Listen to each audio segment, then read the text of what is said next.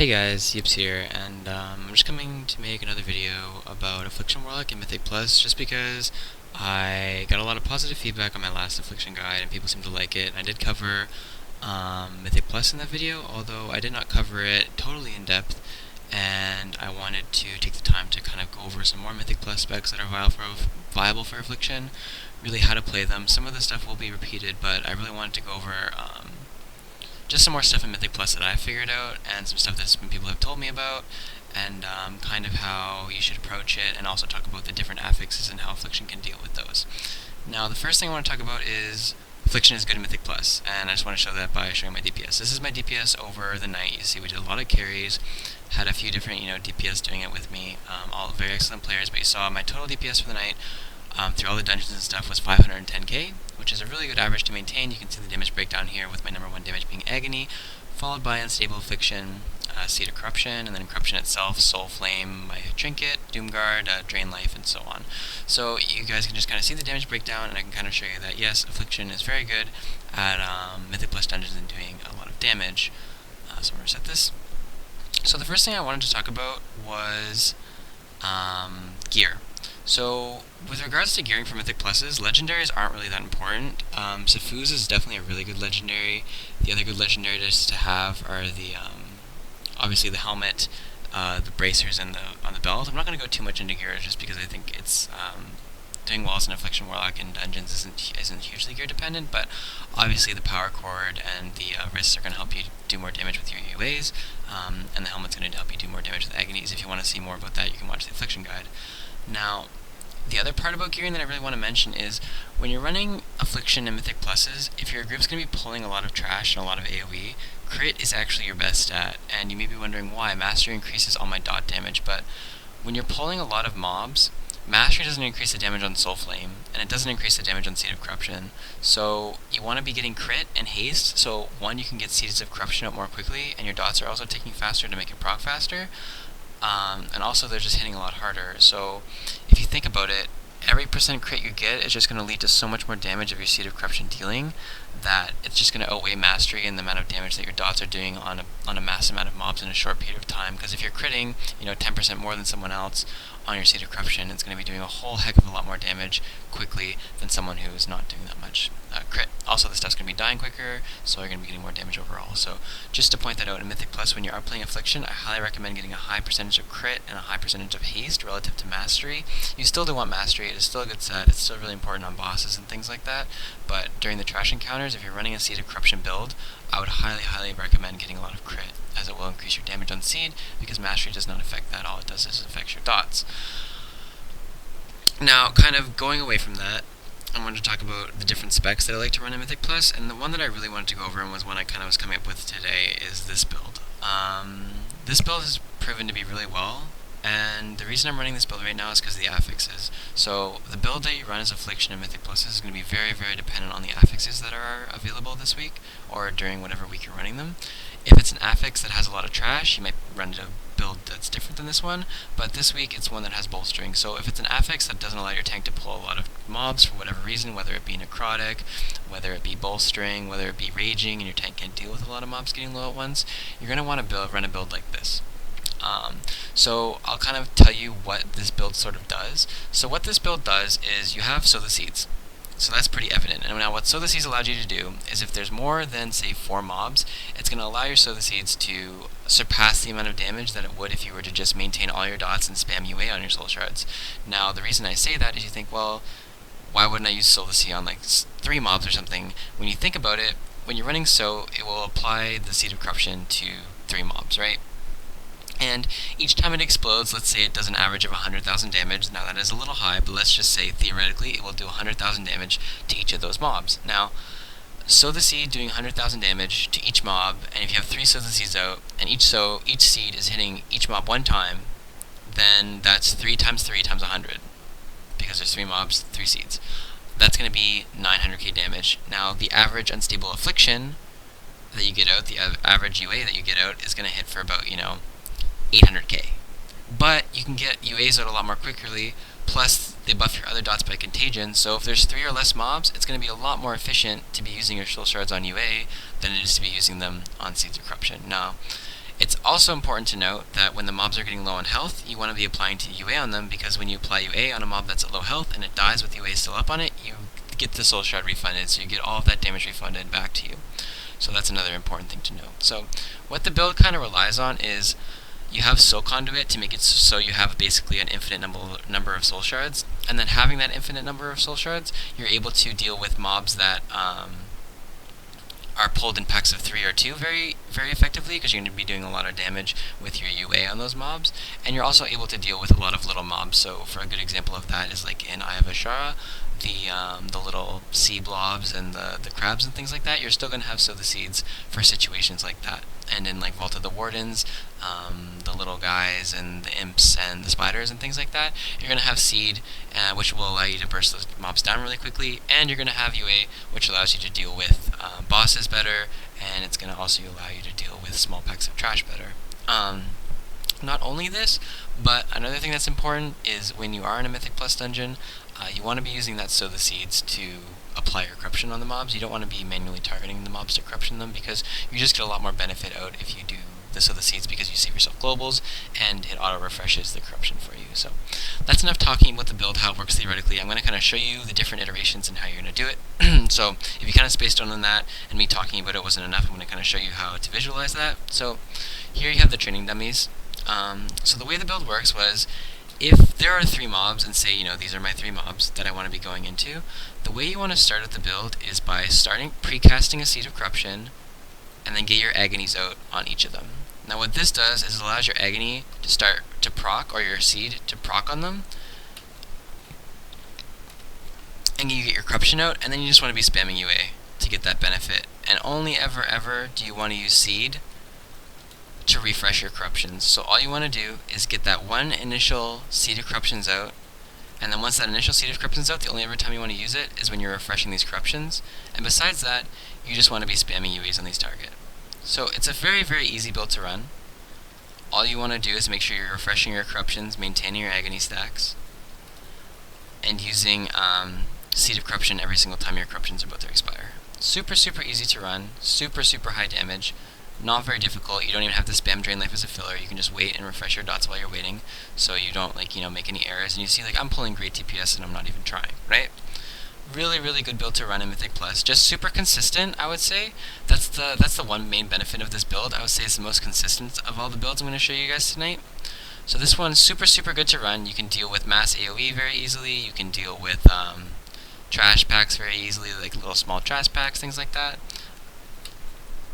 have a lot of mobs in them with low health. Very good build to run. So this is how I do it. Just maintain everything, and you're going to end up doing great damage on any number of mobs. Now, I'm going to show you guys the iteration of where there's more than just, 3 mobs. That was the iteration where there's 3 mobs. You saw, you only use Seed of Corruption to refresh your OAs. Besides that, you're going to be wanting spamming Unstable Affliction.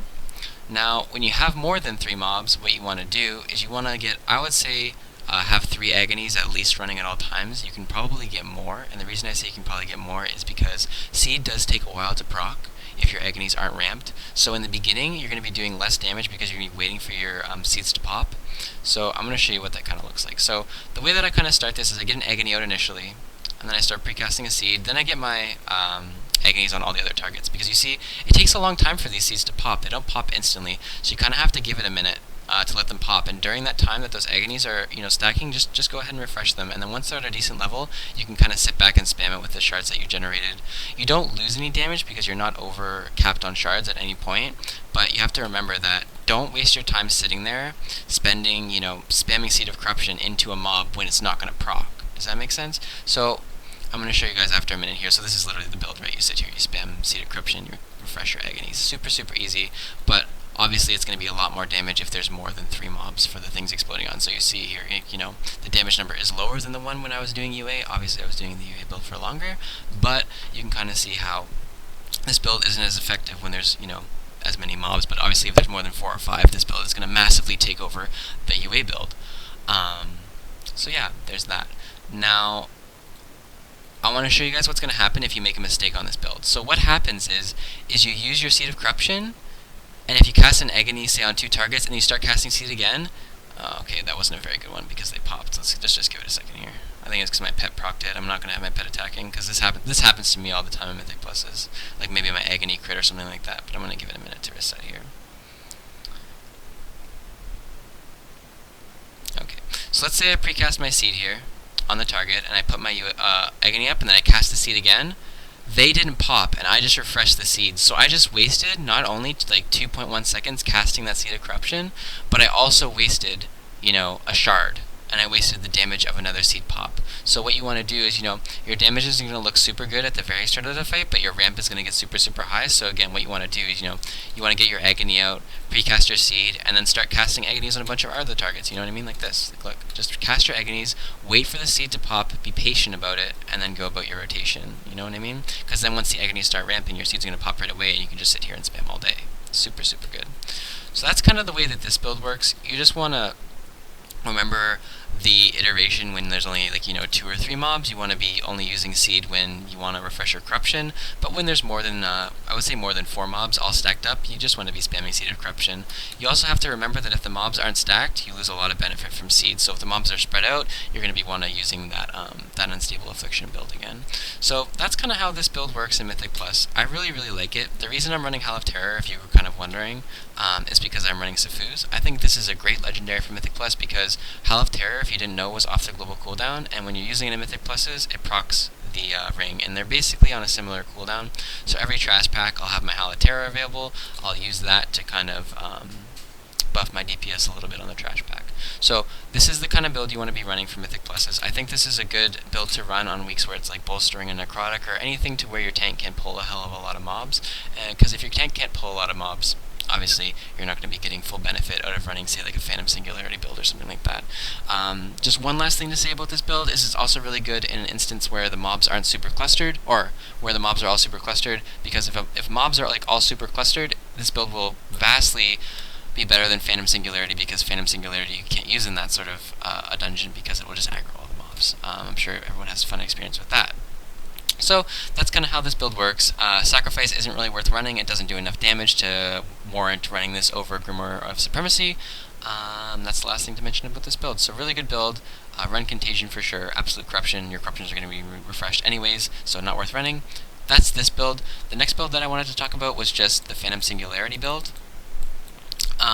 This build is going to be one you want to use on something like a Maw of Souls when the affixes are really good. And the reason you're going to want to be using this build is because in, say, a Maw of Souls where the affixes are good and you're going to be pulling a lot of trash, this is just going to do the most amount of burst damage you can in a short window, because the Phantom Singularity is going to be doing damage to everyone. It's going to be popping your Sow the Seeds, and you're just going to absolutely destroy trash.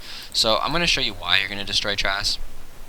The reason you're going to destroy is because the Phantom is going to be doing a crazy amount of damage. It's going to be popping your seeds. You don't have to wait any ramp time. It's just all your damage is front-loaded and really quick. So I'm going to show you what this kind of build looks like. The way you want to do it is you want to get a couple agonies out to start, and then you want to do your first Seed of Corruption and put Phantom Singularity out after you cast that, and then you just want to go into your Seed of Corruption spam. Don't worry too much about refreshing the agonies, because everything should be dead before your agonies tick. If stuff isn't dying before your first agony tick, make sure you refresh before the 12 seconds are up on at least a couple of them, so you maintain some shard generation during the fight. But I'm going to show you guys what this looks like really quick. So I'm going to start by precasting a Seed of Corruption, get my pet on him, cast some agonies out real quick just to get my shard gen up, and then I'm just going to cast Phantom Singularity here and just go ahead and spam. I'm just going to spam seed. I don't have to worry about waiting for them to proc, because the Phantom Singularity is going to be proccing them for me, and you're just going to be doing the most burst damage that you can. Sorry, this is not on current fight. There's a current fight. So it's just going to be doing the most possible damage that you can in a short period of time, because the Phantom Singularity popped and is doing a huge amount of damage. So you just sit here spamming Seed of Corruption, and use Phantom Singularity to kind of exploit your procs, make them proc for you. So this is going to be really good, like I said, on any affix where it allows you to pull a lot of stuff in the instance, because you're going to be using that Phantom Singularity on those huge trash pulls, and it's going to help you kill those a lot quicker. So on stuff like Raging and things like that, you can use this build just to make sure the trash dies that much quicker, because that Phantom Singularity is going to be doing 3-4 million damage at least on 4 to 5 mobs, and on more it's just going to skyrocket out of there. So that's another really good build to run, is this one, where you're running the Sow the Seeds and Phantom Singularity. This is the highest damage AoE build. If you want to make it even higher, you could run Sacrifice. I kind of like Supremacy because it also allows you to have a kick, and your Doomguard does, comparable damage to the Sacrifice, even in huge trash AoE pulls. So I would run Supremacy kind of 100% of the time. Another option is you could use the Infernal for the AoE, but I find it just a little bit of a hassle between the bosses and things like that. You're kind of wasting a shard and wasting some time. So this is the mass AoE build, so if your group is capable of pulling a ton of mobs and you want that front-loaded burst without a lot of wait time, because I won't lie, the Soul Conduit build, you do have some ramp time. There is some ramp there to your maximum potential damage, and running this other build I'm going to show you is also going to have a lot of ramp time, but this build, your damage is up front, it's front-loaded, it's really, really big. I'm just going to show you guys one more time, then I'll move on to the next build. So I precast my Seed of Corruption here, so you guys can see the damage. I get a couple more UAs, or Unstable Affliction out, I cast my Phantom Singularity, and I can just sit here and spam. Even with 2 Agonies out, I can just sit here and spam. And you see my seeds are popping right away. I'm doing a ton of damage up front. It's all front loaded. There's no ramp time whatsoever. And that's kind of how that build works. So if you need something to die really quickly, some priority stuff, this is a really good build to run. The last and final build I'm going to be showing you guys is a dot build. So those 2 builds, I would say, crit dependency is very important. In this build, it's much more mastery dependent. It's not so much crit dependent. So you sort of want to run as much mastery as you can. I'm going to wait for my Phantom Singularity to come off cooldown here while I talk about it. So the idea here is, instead of running Sow the Seeds, you run Siphon Life. So this is for an instance where you want to be doing a lot more single target damage, where your tank is literally only pulling 2 mobs throughout the instance. You don't have any situation where Sow the Seeds would benefit you, so you only want to be using Siphon Life. Or if you feel like, your group is really lacking on that single target, you need to bring it up for the boss, things like that, this is going to be the build for you. So let me just wait 4 seconds until the Phantom Singularity comes off and I can run Soul Conduit. So this is the next build that I want to talk about, and it's a dot build. All you do is you just dot everything that you can. I would recommend, if you're a starting Affliction Warlock or you're not as experienced with it, I would recommend only keeping dots on 3 targets.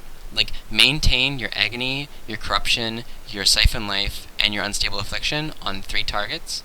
And by doing that, you're basically going to be doing as much damage as you can. Obviously, if you're a more experienced Affliction lock, you could throw out some more Agonies on different targets, make sure your Corruption's up on everyone with Seed. But if you're just starting, it's not too hard to maintain dots on 3 targets. And while maintaining dots on 3 targets, you're going to be doing, really, really good damage, especially if your Unleash stacks are up and your Wrath of Consumption is up. So I'm going to kind of show you how this build works. So you want to use a Seed of Corruption just to get your Corruptions out on every target, because you don't want to be wasting globals on Corruption. All you do is put that seed out, it'll put Corruption on all your targets, and then you just want to maintain dots. It's a pretty easy build to run. It can get kind of intense if there's a lot of mobs and there's a lot of movement and you're worried about your dots falling, but maintaining on 3 targets is fairly easy, and you're going to be doing great damage. I mean, it's not a bad build to run even on heavy AoE situations, because your damage on 3 targets and your damage on bosses is just going to be way better, and this is a solid build to run at higher level Mythic Pluses.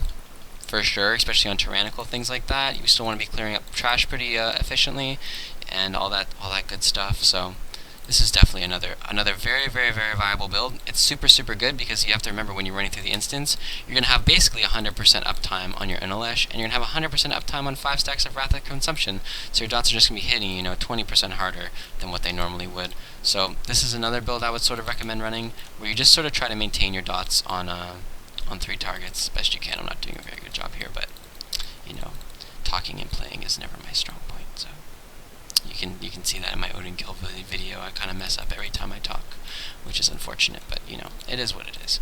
So you just you use your Seed of Corruption to maintain your Corruptions on all the targets, and then besides that, you just Siphon Life them all after that, maintain your Agony stacks, and then when you're you have a lot of soul shards, just click between them all, apply all these UAs, get the juicy numbers out. Get the juicy damage going. Your Corruptions are falling, reapply this. Get your Siphon Life out again.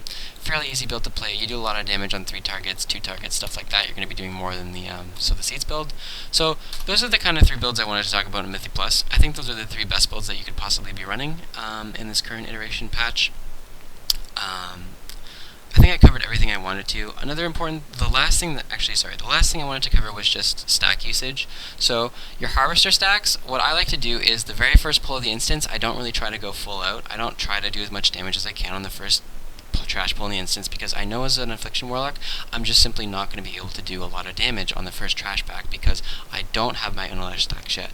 I don't have my Wrath of Consumption stacked up yet. I don't have those things that really push my class to the maximum limit in Mythic Plus. So what I like to do on the first trash pack is I like to get my UAs out, I like to get my normal damage rotation out, but I don't really pop my Innerlish, or I don't really reap souls, and I don't really worry too much about maximizing my DPS on that pull, because I know that I'm not going to do as much. But saving those Innerlish stacks and saving that Wrath of, or well, not saving, but generating that Wrath of Consumption for the next trash pack after that and every subsequent one after that, you're going to have that 10% increased dot damage and that 10% increased overall damage from your Innerlish stack. So just before you kill the first trash pack, you wait until you get to the next one, you get to the next one, you pop that Reap Souls, you get that huge buff, you go in there, you kill it, you go to the next trash pack, you pop your Reap Souls from that pack, and you move on through the instance like that. Also, make sure you're saving Innerlish stacks for the boss as well. So that's all I wanted to talk about for Affliction and Mythic Plus. Super, super powerful build to run, obviously. I covered it in my Affliction Warlock guide, but I also wanted just to make a quick Mythic Plus Affliction guide. I might also make some Affliction Mythic Plus guides where I just kind of commentate over some Mythic Pluses that I do, just so you guys can see it in action, because I know seeing things in action is a lot different than seeing things on target dummies. So I might go into next week, maybe I'll record myself doing a Mythic Plus and I'll just do some commentary over it so you guys know what I'm thinking when I'm doing it, and you can kind of get an idea of how to better play and how to better yourself as an Affliction Warlock in Mythic Pluses. So super powerful build, super fun to run. Make sure you're using Mastery Food or Crit Food if you're running So the Seed's also very good, and in Flask. And that's it for me, guys. So thanks for watching. I hope you guys do have a good day and shit like that. See you later.